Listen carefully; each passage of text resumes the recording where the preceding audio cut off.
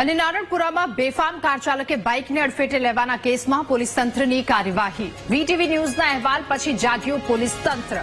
Car ચાલક વિરુદ્ધ કાર્યવાહી ન થતા વીટીવી ન્યૂઝે અહેવાલ પ્રસારિત કર્યો હતો અને અહેવાલ પ્રસારિત થયા પછી કારમાં સવાર સમર્થને પોલીસ મથક લાવવામાં આવ્યો।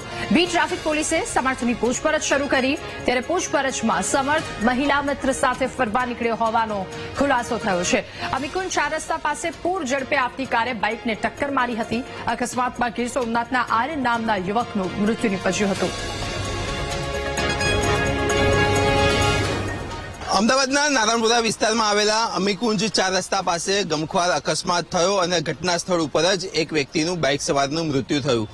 બી ડિવિઝન પોલીસ સ્ટેશન ખાતે હાલમાં તપાસ કરવામાં આવી રહી છે। મહત્વની વાત કરવામાં આવે તો તમે જે રીતના દ્રશ્યો જોઈ રહ્યા છો કે એક્સિડન્ટ રિસર્ચ ટીમ અહીંયા આ તપાસ કરી રહી છે। ગાડીની સ્પીડ કેટલી હતી, ગાડીમાં જે વાત કરવામાં આવે તો કેટલી સ્પીડથી ગાડી આગળ વધી રહી હતી તે તમામ ટેકનિકલી તપાસ હાથમાં ધરવામાં આવી છે। પરંતુ જે રીતના પોલીસ તરફથી જે માહિતી મળી રહી છે, ગાડીમાં ગત મોડી રાત્રે 2 વ્યક્તિ સવાર થઈ રહ્યા હતા અને આ ગાડી કે જે સમર્થ નામનો વ્યક્તિ ચલાવતો હોવાની પ્રાથમિક માહિતી આવી છે। પોલીસ દ્વારા લગભગ 12 કલાકના અંતે જ્યારે વીટીવીની ટીમ સુનિલ અગ્રવાલના ઘરે પહોંચી હતી, આ ગાડીના માલિક છે તેના ઘરે પહોંચી હતી, ત્યારે તેનો દીકરો સમર્થ આ ગાડી ચલાવી રહ્યા હોવાની વાત સામે આવી હતી અને સમર્થ તેના ઘરમાં હતો અને આ અહેવાલ રજૂ કર્યા બાદ બી ડિવિઝન પોલીસ સ્ટેશનના જે સ્ટાફ છે તે દોડતો થયો હતો અને અત્યારે હાલમાં તેની અટકાયત કરીને તપાસ હાથ ધરવામાં આવી રહી છે।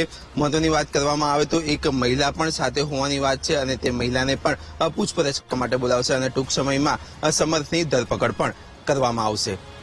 કેમેરામેન અજય પટેલ સાથે પાર્થ જાની, વીટીવી ન્યૂઝ, અમદાવાદ।